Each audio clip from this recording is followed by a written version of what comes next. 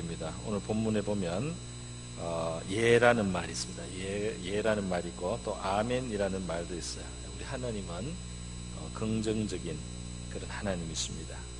우리 땅을 살아갈 때 우리는 가시와 엉겅퀴를 많이 경험하는데요.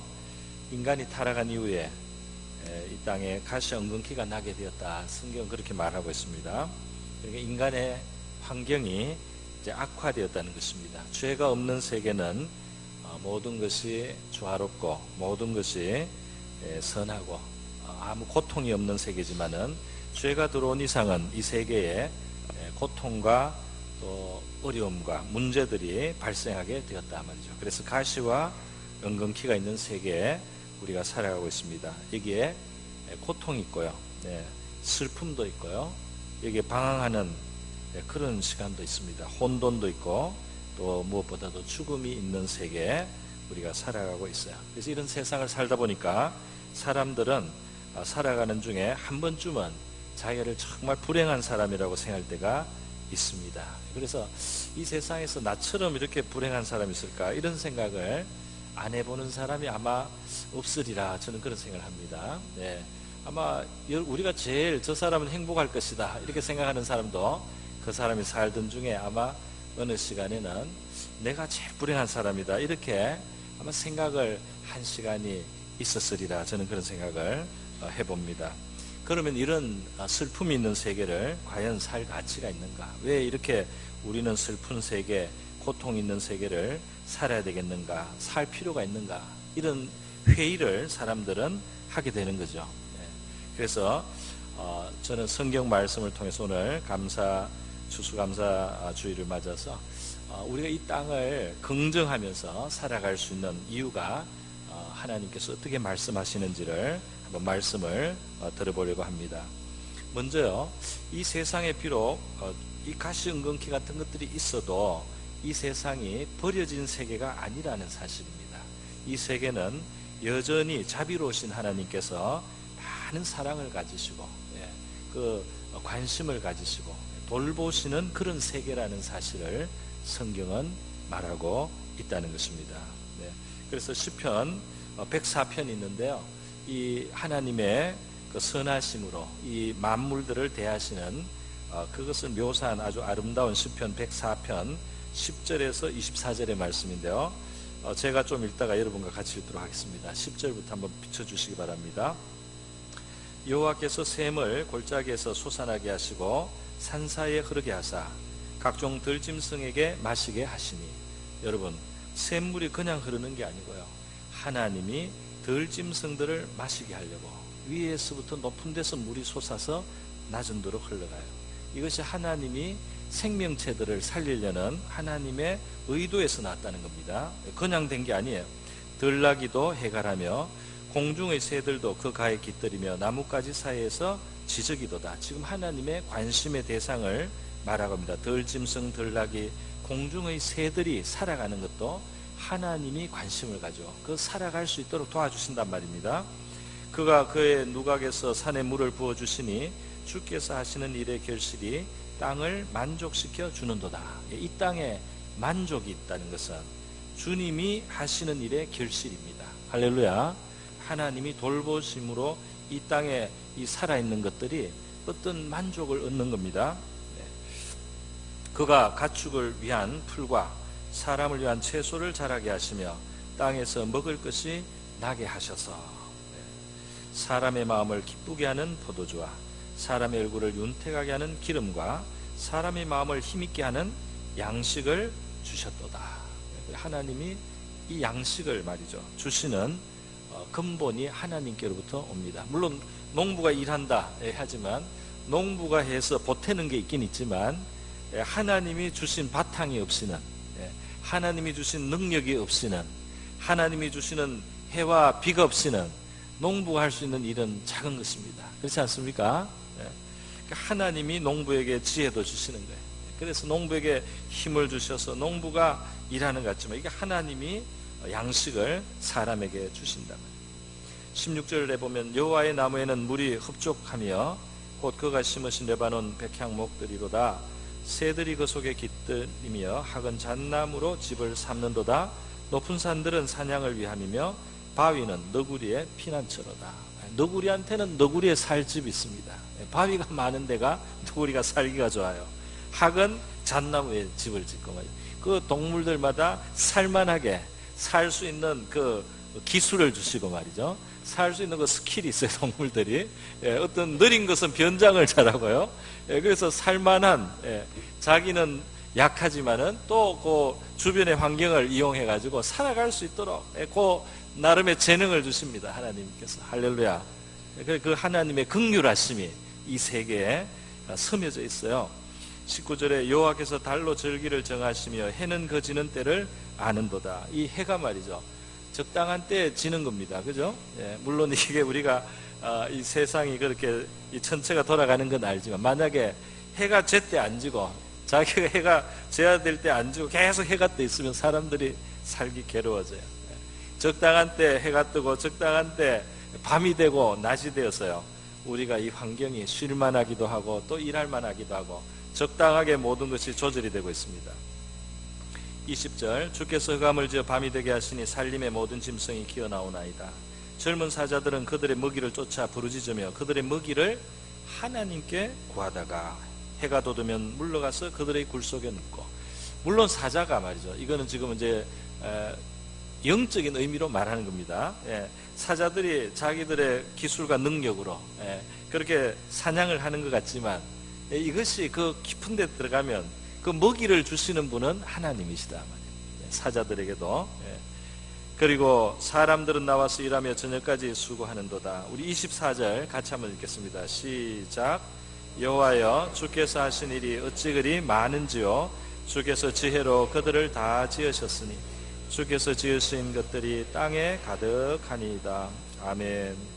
그래서 우리 창조주신 하나님, 천지와 바다와 그 가운데 만물을 지으신 이 살아계신 하나님께서 하시는 일, 우리 이 세상에 대해서 이 인간을 포함해서 동물 세계까지라도 그 돌보시는 손길이 있는 세계에 우리가 살고 있다. 내가 내 능력으로 다 했다, 이렇게 하면 틀리게 되는 겁니다.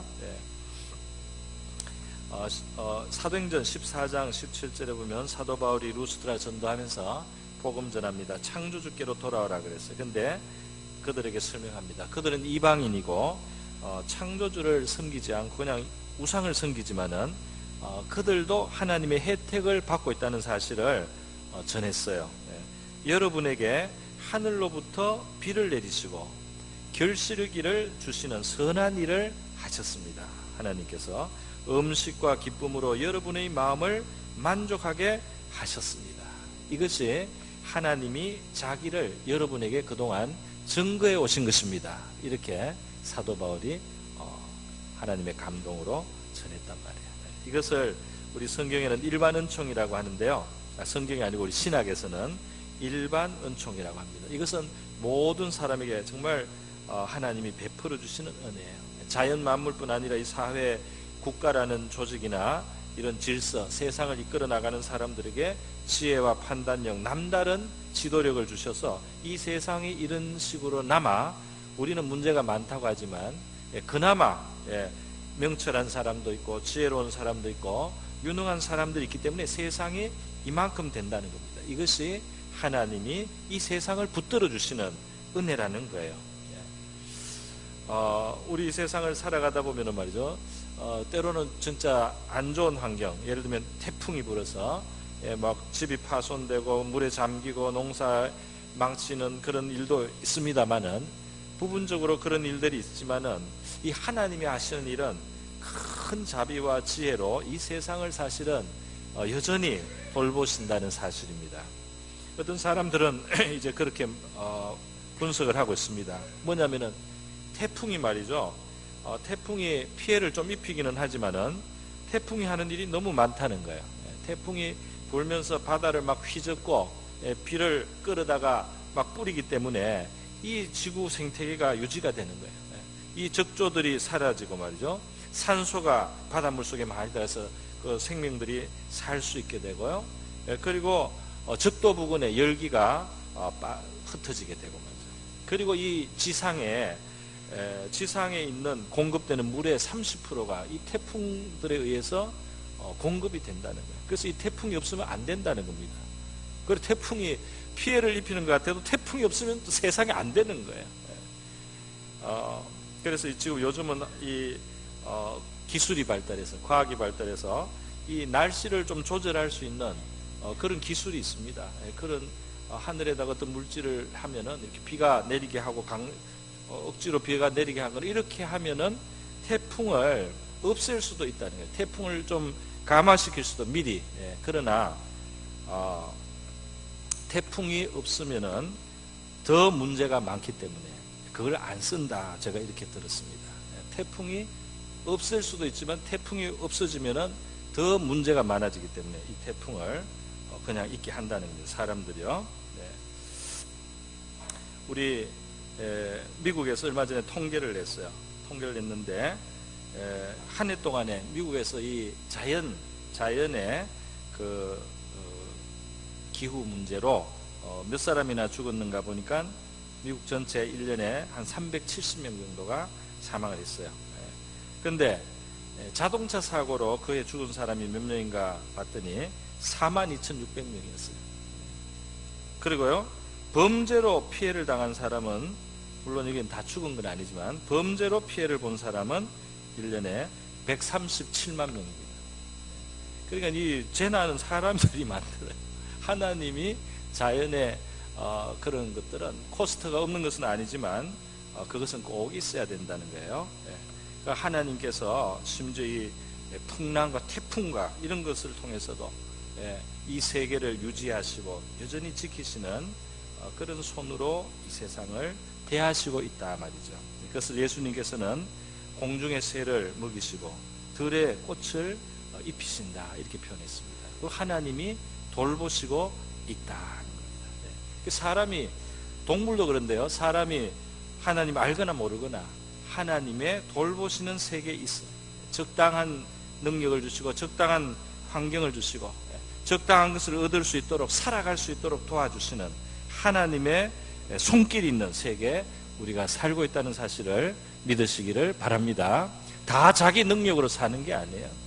다 자기 힘으로, 자기 지혜로 사는 것 같아도 아니에요. 하나님이 딱 거두시면 없는 겁니다. 하나님이 딱 막으시면 막히는 겁니다. 하나님이 베풀고 계시기 때문에 살아가고 있다. 그런 세계에 우리가 삽니다. 자, 우리가 이 세상을 긍정적으로 봐야 될 또 다른 이유가 있어요. 그건 뭐냐면 하나님이 구원의 하나님이시기 때문이죠. 구원의 하나님, 건지시는 하나님인데요. 어떤 구원을 베푸십니까? 우리를 죄에서부터 구하지 않습니까? 이 죄라는 것은 모든 어두움의 뿌리입니다. 그죠? 사람의 불행과 비극은 이 죄와 다 연결이 되어 있어요.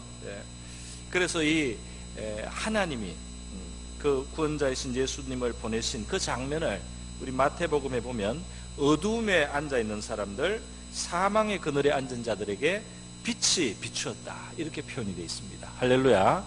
이 세상의 어둠 같아도 하나님은 빛을 주세요. 하나님 자신을 성경은 빛이라고 말했습니다. 이 하나님의 빛은 어둠에 있는 인간들에게, 그러니까 이 어두움은 절망을 의미할 수 있고요, 이 어두움은 비극과 슬픔과 원한과 모든 안 좋은 것이 이 어둠에 있어요. 그런데 하나님께서 빛이신 하나님, 그 빛을 우리에게 비추어 주셨어요. 우리 예수님이 우리에게 찾아오셨습니다. 할렐루야. 나는 세상의 빛이라. 주님께서 빛으로 이 세상에 찾아오셨어요. 그러니까 여러분, 이 세상에 어둠이 있는 것 같아도 빛이신 하나님이 이 세상에 빛을 주시는 분으로 구원을 베푸시기 때문에 이 땅은 하나님의 구원을 경험하는 세계입니다. 할렐루야. 사랑이 되시고 생명이 되시는 하나님이 사랑을 베푸시는 대상이 이 세상인 겁니다. 생명이 되시는 하나님이 사망에 있는 자들에게 그 생명을 나눠주시는 세계가 이 세계인 것입니다.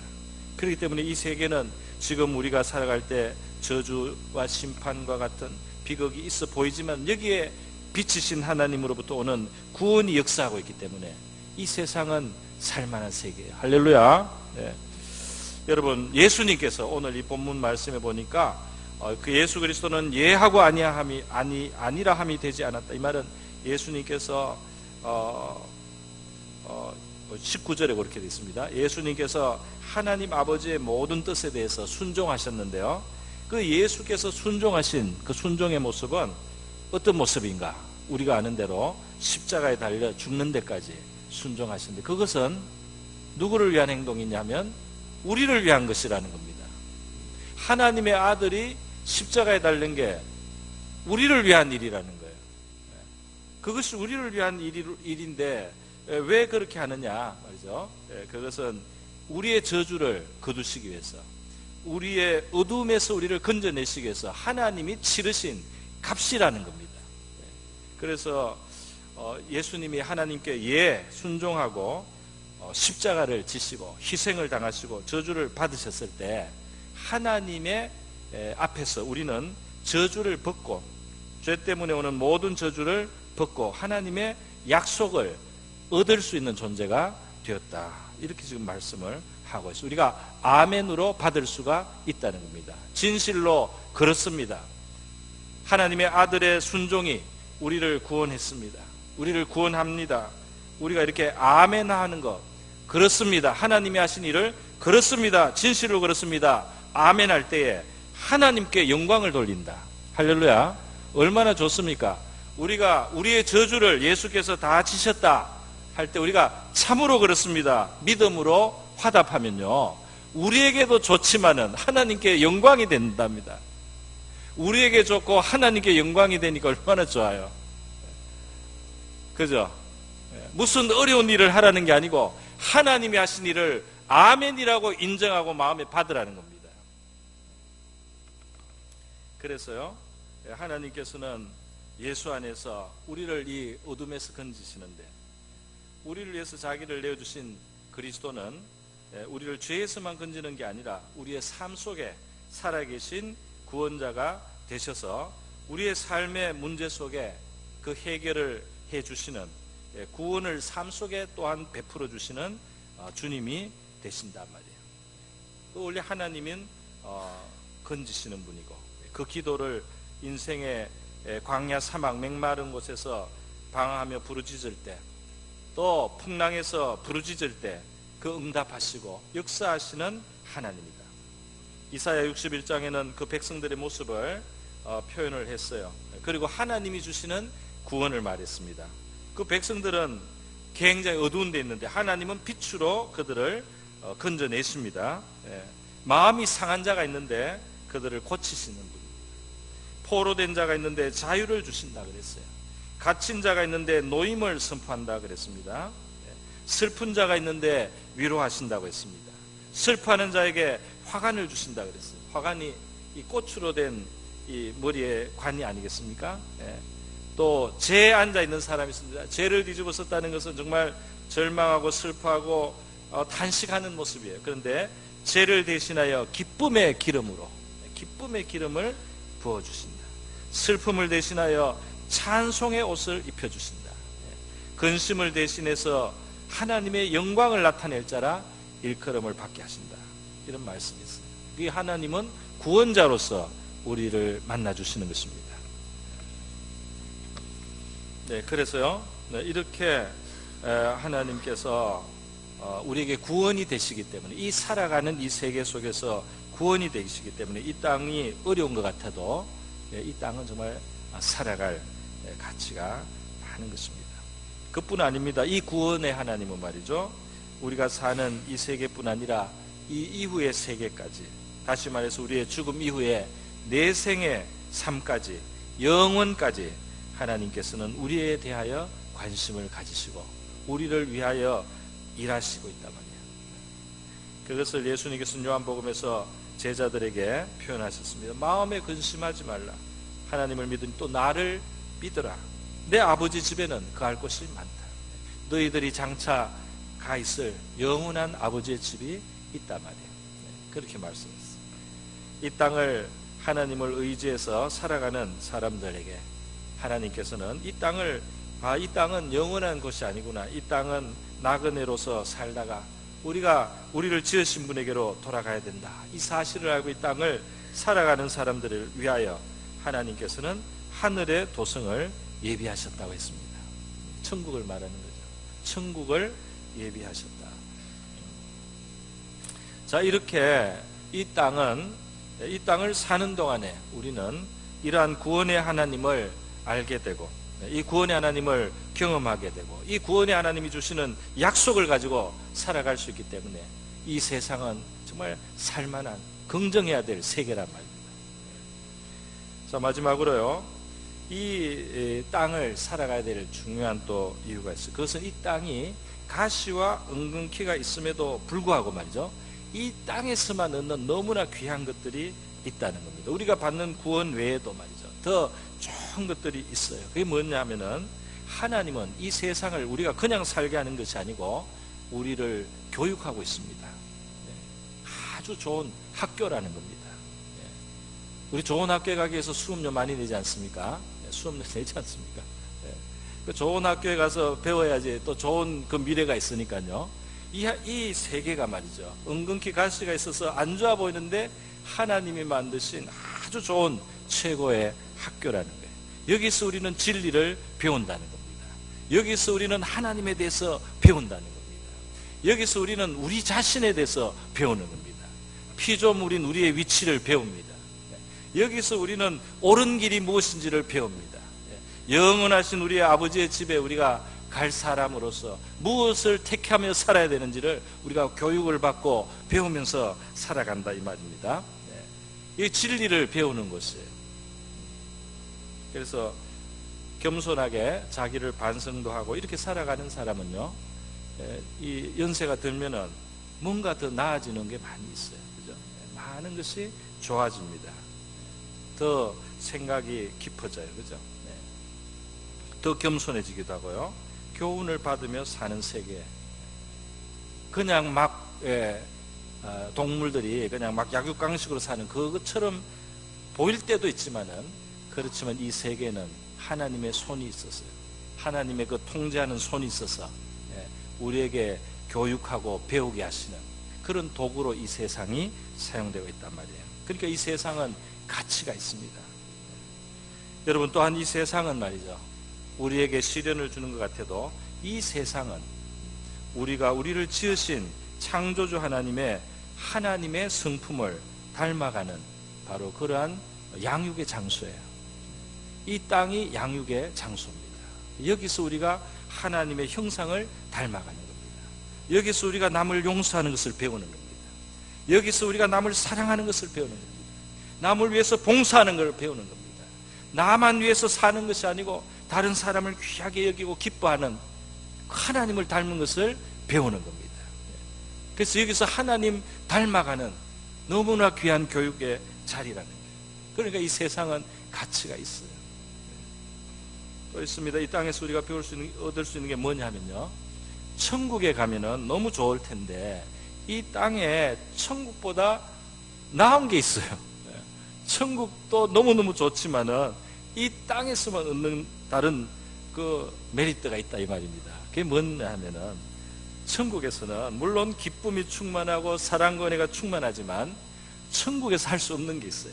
그게 뭐냐면, 말하자면 천국에서는 희생을 할 수가 없습니다. 천국에서는 더 이상 희생할 수가 없어요. 그렇지 않습니까? 천국에서는 하나님을 사랑하기 때문에 우리가 눈물을 흘리거나 아픔을 참으면서 섬기는 그런 진한 그런 식의 헌신은 할 수가 없습니다. 그렇지 않습니까? 그런데 그것이 이 땅에 있는 동안에 되면 그 감동이 말이죠, 천국에서 영원한 겁니다. 할렐루야. 이 땅에서 그 드렸던 하나님 앞에 드렸던 순종이나 충성이 말이죠, 이 땅에서 이 열악한 환경이 있기 때문에 우리가 표현될 수 있는 것이 있단 말이에요. 그런데 그것이, 그 감동이 우리 천국에서 영원히 살아나는 겁니다. 하나님 앞에 그 받아지는 겁니다. 영광이 되는 겁니다. 우리에게는 상급이 됩니다. 할렐루야. 그리고 여러분, 천국에 가면, 일단 천국에 가면 이제 순교자도 더 이상 안 생기고 말이죠. 자기 부인하고 십자가를 지라 이런 거 없습니다. 이 땅에서만 자기 부인할 수 있어요. 내가 이거 원하는데 하나님에서 참는 거, 이거 이 땅에서만 할 수 있는 겁니다. 그죠? 내가 하나님에서 손해를 본단 말이죠. 그 손해를 보는데 또 마음의 위로와 기쁨도 있단 말이죠. 이것은 이 땅에서만 경험할 때, 그것이 영원히 하나님이 귀하게 보셔서 영원한 보석처럼 그렇게 여겨주시고 그것이 상이 되게 하신단 말이에요. 그것은 이 땅에서만 있습니다. 이 땅에서만 말이죠. 제가 들어서 연필 심지하고 석탄하고 연필 심지 같은 거하고 또 다이아몬드가 다 기본으로 뭐 탄소라고 하더라고요. 탄소 재질인데 이것을 얼마나 짜느냐에 대해서, 그 압력을 얼마나 넣느냐에 따라서 이게 그냥 시커먼 덩어리로 있기도 하고, 이게 최고로 압력을 받아서 딱 결정이 되면 그때 다이아몬드가 된대요. 그러니까 이 땅은 그 탄소 덩어리들을 말이죠, 다이아몬드로 만들 수 있는 엄청난 가치가 여기서 만들어질 수 있는 바로 그 현장이 이 세계라는 겁니다. 천국에는 그런 압력이 없어요. 이 땅에서 우리는 귀한 것을 만들어낸단 말이에요. 여러분, 그래서 이 땅을 사는 동안에 우리는 정말 영원히 기념되고 기억될, 하나님 앞에 영원히 기념되고 기억되고 하나님이 영원히 상 주실 바로 그 일, 그 씨앗은 이 땅에서 뿌립니다. 천국에서는 더 이상 뿌리지는 못해요. 이 땅에서만 심을 수가 있습니다. 이 땅에서만 그것이 자라날 수가 있습니다. 이 땅에서만 그것이 빚어지는 것입니다. 그래서 이 땅은 너무나 좋은 기회입니다. 그것이 좋은, 아무 문제가 없다고 좋은 환경만이 아니에요. 압력이 있어도, 풍랑이 있어도, 태풍이 쳐도, 태풍이 치니까 플랑크톤이 대저 밑바닥에서 위로 올라와서 그 고기들이 많이 번성을 한다는 거예요. 그 풍랑이 일기 때문에 이 깨끗하게 된다는 거예요. 그런 세계를 우리가 살고 있습니다. 지금 우리가 잠깐 살아가는 동안에 어떨 때는 너무 힘이 들고 어떨 때는 너무 답답하고 괴로워서요, 정말 이 세상이 고통스럽다 말이죠. 이 세상은 이게 사는 게 좋으냐 말이죠. 이런 생각이 드시기도 하겠지만은, 그런데 하나님의 말씀은 이 세계가 나쁜 것이 아니다 말이죠. 이 세계가 하나님의 손길이 있는 것이다. 귀한 장소다. 우리가 살아가는 하루하루가 귀하다고 말씀하시는 줄 믿습니다.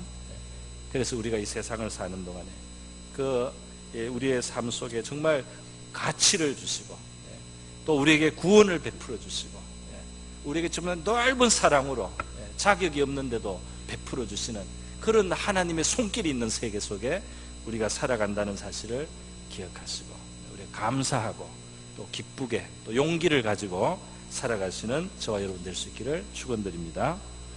우리 다 같이 한번 기도하겠습니다. 이 시간 기도할 때